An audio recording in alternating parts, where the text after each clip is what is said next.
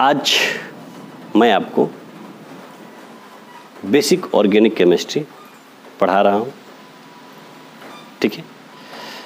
इसको जब आप समझिएगा तब अगला वीडियो में हम आपको कार्बनिक यौगिकों का नामकरण, नोमेनक्लेचर ऑफ ऑर्गेनिक कंपाउंड्स समझा देंगे। पहले इसको समझ लीजिएगा, क्योंकि अगर इसको नहीं समझिएगा तो आगे समझ में नहीं आएगा। एकदम बेसिक है, 9th 10th 11th में आप ये पढ़े होंगे, ये आप पढ़ लीजिए, ठीक है। सबसे पहले बताते हैं आपको अचक्रीय hydrocarbon.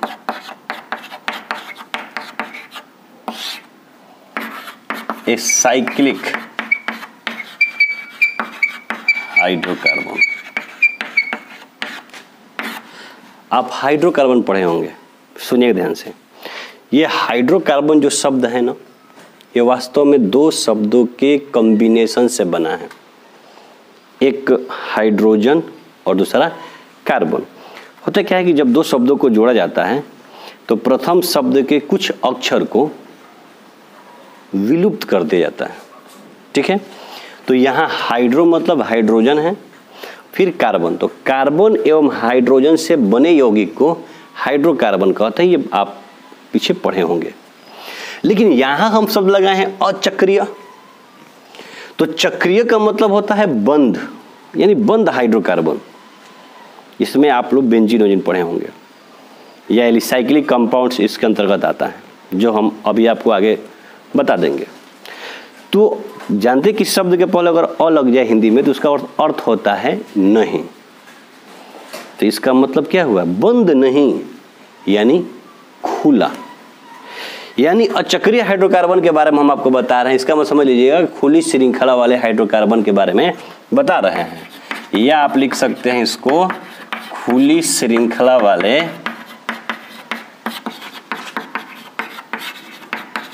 Hydrocarbon,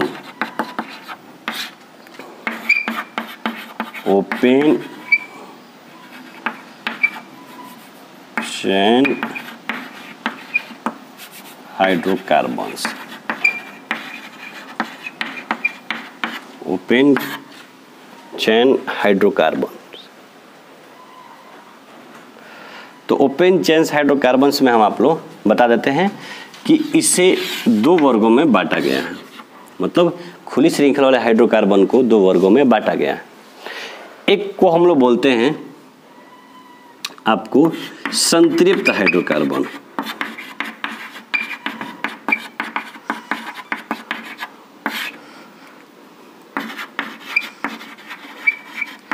saturated hydrocarbons.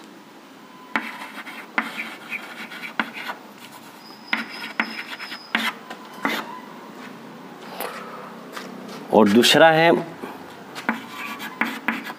असंतृप्त hydrocarbon,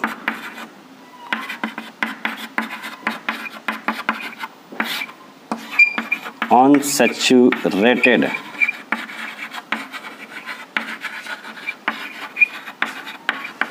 hydrocarbon. संतृप्त हाइड्रोकार्बन और असंतृप्त हाइड्रोकार्बन। सुनिएगा ध्यान से। संतृप्त हाइड्रोकार्बन को ही हम लोग एल्केन कहते हैं। संतृप्त हाइड्रोकार्बन को ही हम लोग एल्केन कहते हैं, ठीक है। और असंतृप्त हाइड्रोकार्बन को दो वर्गों में बांटा गया है। एक को हम लोग एल्कीन बोलते हैं और दूसरे को हम लोग एल्काइन बोलते हैं, ठीक है। एक को हम लोग एल्केन बोलते हैं, मतलब एक को हम लोग एल्कीन बोलते हैं, दूसरे को अल्काइन बोलते हैं, ठीक है। देखिए मतलब एल्केन किसे कहते हैं, तो आपको लिखना होगा कि संतृप्त हाइड्रोकार्बन को एल्केन कहते हैं, जिसमें कार्बन कार्बन परमाणुओं के बीच सिंगल बॉन्ड, एकल बंधन होता है। अब बताइए, एल्कीन में कार्बन कार्बन परमाणुओं के बीच डबल बॉन्ड होता है, और एल्काइन में कार्बन कार्बन परमाणुओं के बीच ट्रिपल बॉन्ड होता है। आप ऐसा मत समझ लीजिएगा कि सी या ट्रिपल बॉन्ड एन हम लगा दें तो कहिएगा सर ये एल्काइन है, गलत। ठीक है, इसको आप एल्काइन नहीं बोल सकते हैं। अगर हम कहीं कार्बन डबल बॉन्ड ऑक्सीजन लगा दें तो कहिएगा सर ये एल्कीन है क्या, कार्बन डबल बॉन्ड बना है? नहीं, कार्बन कार्बन के बीच जब आपका डबल बॉन्ड हो तब आप उसको एल्कीन बोलिएगा।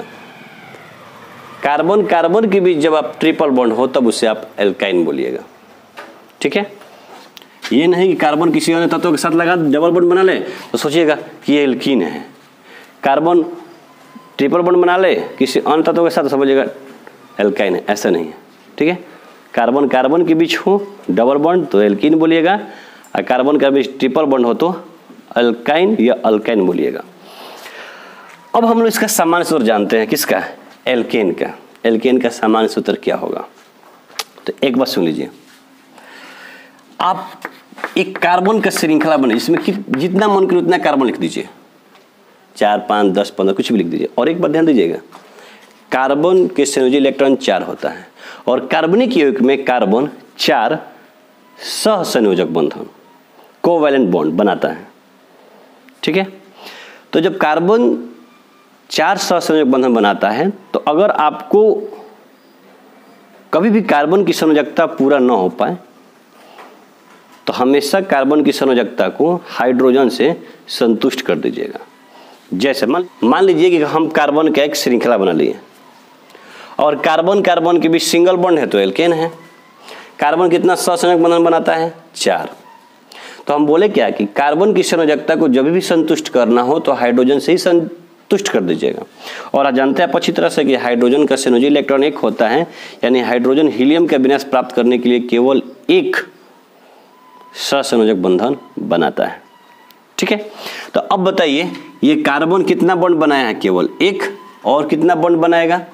3, क्योंकि कितना सहसंयोजक बंधन बनाएगा? 4। इसका संयोजी इलेक्ट्रॉन कितना होता है? 4। तो बताइए ये कार्बन केवल 1 बंधन बनाया है तो और इसकी कितनी संयोजकता की कमी हो रही है? 3।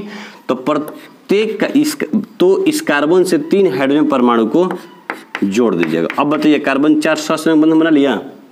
अब बताइए ये कार्बन कितना सहसंयोजक बंधन बनाया है? 2। अभी कितना बनाएगा? 2। तब तो कार्बन 4 सहसंयोजक बंधन हुआ कार्बन का। तो बताइए इसमें प्रत्येक कार्बन से आप मतलब इस कार्बन से आप 2 हाइड्रोजन लगा दीजिए। ये भी कार्बन कितना बॉन्ड बनाया है? 2। इसकी भी संयोजकता को किससे संतुष्ट कर दे? 2 हाइड्रोजन से। ये भी कार्बन कितना बॉन्ड बनाया है? 2। इसकी भी संयोजकता को कितने हाइड्रोजन संतुष्ट कर दे? 2। ये भी कार्बन कितना बॉन्ड बनाया है? 2। इसकी भी संयोजकता को 2 हाइड्रोजन संतुष्ट कर दें, लेकिन ये कार्बन केवल 1 बॉन्ड बनाया है ना, तो इसके साथ कितने हाइड्रोजन हम लगा सकते हैं? 3। बताइए कार्बन की संयोजकता हर जगह 4 हो गया, तो कार्बन 4 सहसंयोजक बंधन बनाया है। अब बताइए ये कार्बन की संख्या इसमें कुल कितनी है? 1, 2, 3, 4, 5, 6 है, 6 है। लिखिए कार्बन 6। अब हाइड्रोजन बताइए इसमें हाइड्रोजन की संख्या कितनी है?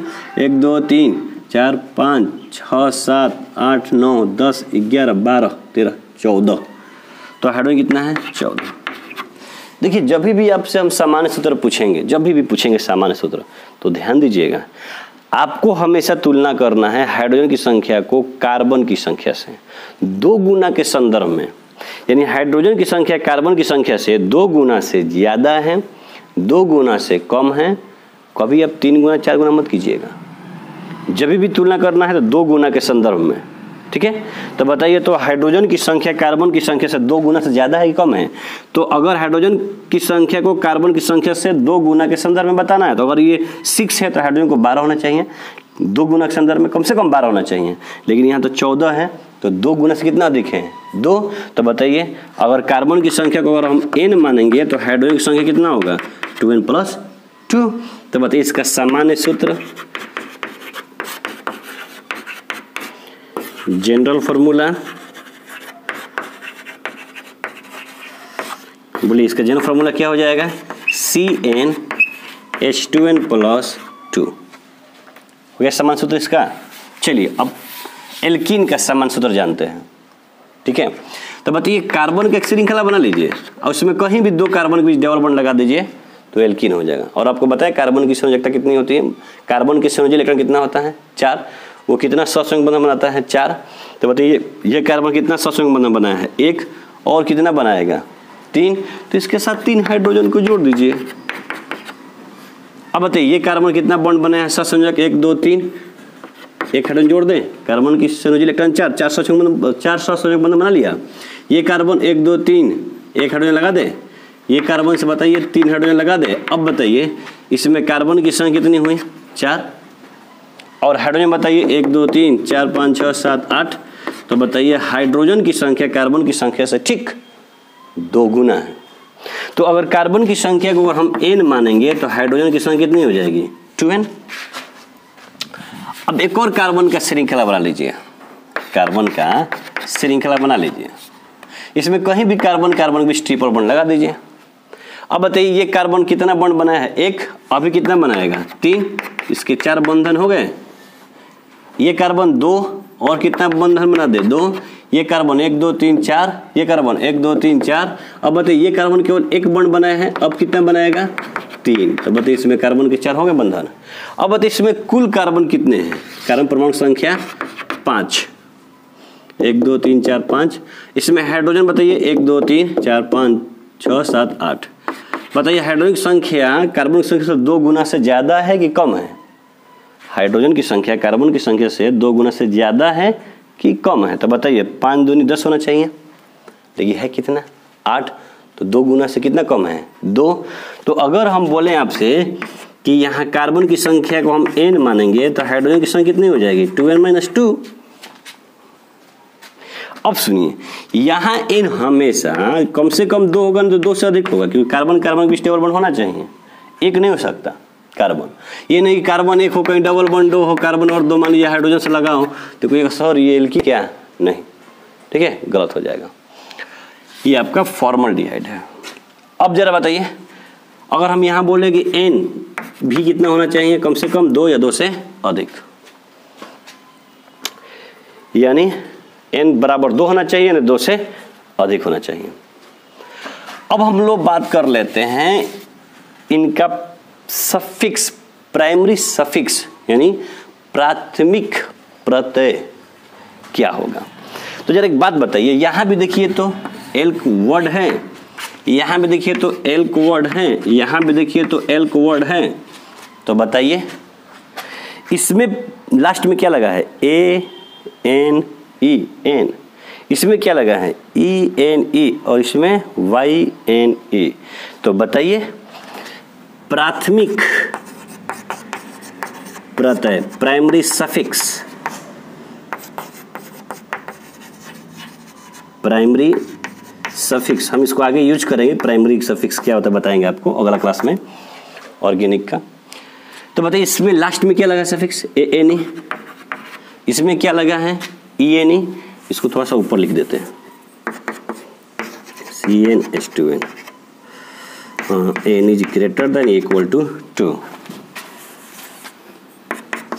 CnH2n minus 2, n is greater than equal to 2। बताइए इसका प्राइमरी सफिक्स ANE, इसका प्राइमरी सफिक्स ENE और इसका प्राइमरी सफिक्स YNE। अब आपको हम सिखा दे रहे हैं, घर पर लिखने का प्रयास कीजिएगा, एल्केन एल्कीन एल्काइन, ठीक है।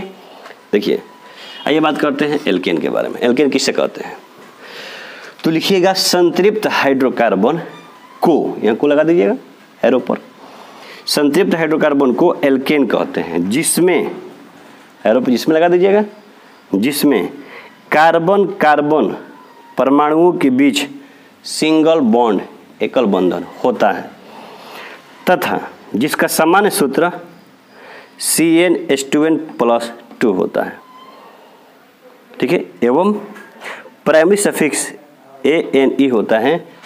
अब देखिए एल्कीन भी एक प्रकार का असंतृप्त हाइड्रोकार्बन होता है जिसमें कार्बन कार्बन परमाणुओं के बीच डबल बॉन्ड होता है, जिसका सामान्य सूत्र CnH2n होता है, जिसका प्राइमरी सफिक्स ENE होता है।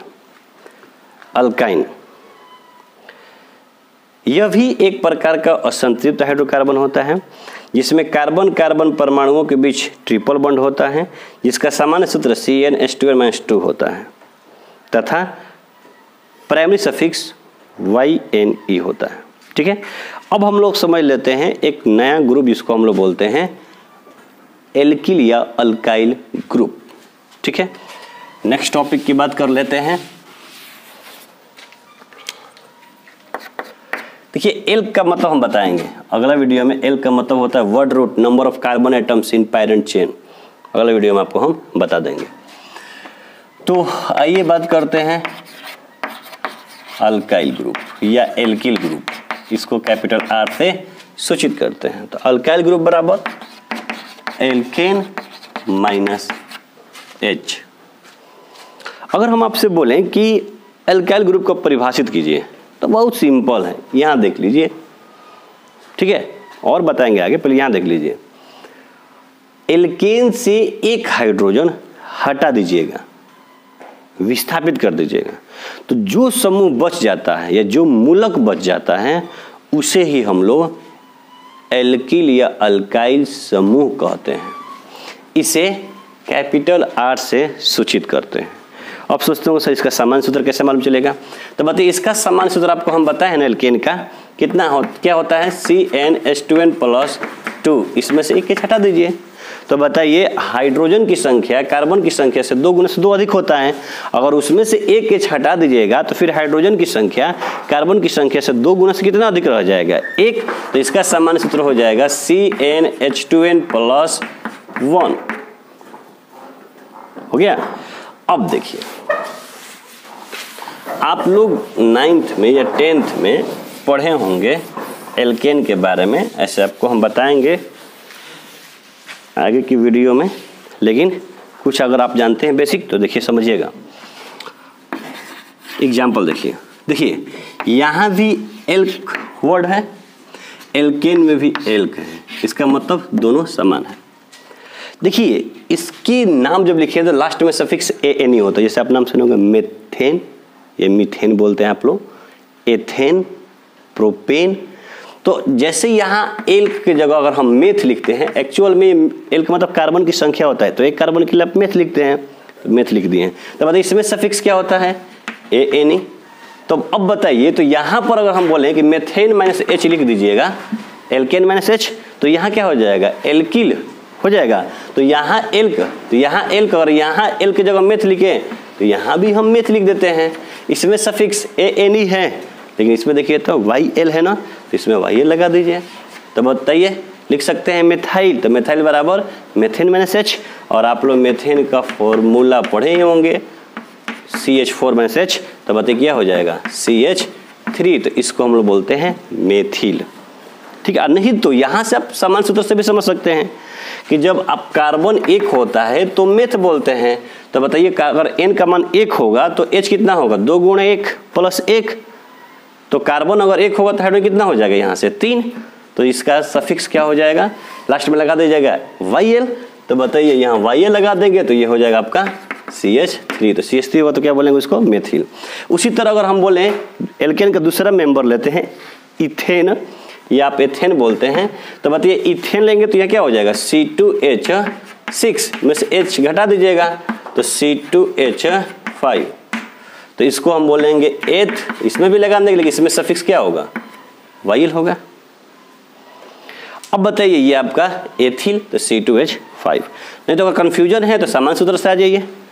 ठीक है, तो एल्क बराबर आपको हम बता दें कार्बन की संख्या, कार्बन एटम्स की संख्या। तो कार्बन एटम्स की संख्या अगर 1 होता है तो आप एल की जगह लिख दीजिएगा मेथ। कार्बन एटम्स की संख्या 2 होगा तो यहाँ एथ। तो बताइए अगर यहाँ N2 रखते हैं आप तो H कितना होगा? 2 गुणे 2 प्लस 1 5। तो जब यहाँ N2 रखिएगा कार्बन एटम्स की संख्या तो क्या बोलिएगा? यहाँ 2 एथ और सफिक्स क्या लगा दीजिएगा? While, ethyl. तो एथाइल बराबर C2H5। ठीक है, इसी तरह प्रोपाइल ब्यूटाइल लिख सकते हैं। तो चलिए अब इसका परिभाषा लिख लेते हैं। कैसे परिभाषा लिखिएगा सुन लीजिए। एल्किल ग्रुप का डिटेल्स में कैसे लिखिएगा? एल्केन से एक हाइड्रोजन परमाणु को हटा देने के बाद या विस्थापित कर देने के बाद जो समूह बच जाता है उसे हम एल्किल या अल्काइल समूह कहते हैं। इसे कैपिटल आर से सूचित करते हैं और इसका सामान्य सूत्र CnH2n+1 होता है। ठीक है, एग्जाम्पल में इसमें हो जाएगा मेथाइल, एथाइल, प्रोपाइल, ब्यूटाइल। तो जब कभी वाई लगा देंगे कार्बन की संख्या के वर्ड रूट के बाद तो समझ लीजिएगा कि ये एल्किल ग्रुप है या एल्किल रेडिकल है, मूलक है। ठीक है। तो अगला वीडियो में हम आप लोग को कार्बनिक यौगिकों का नामकरण सिखाएंगे। देखने के लिए धन्यवाद।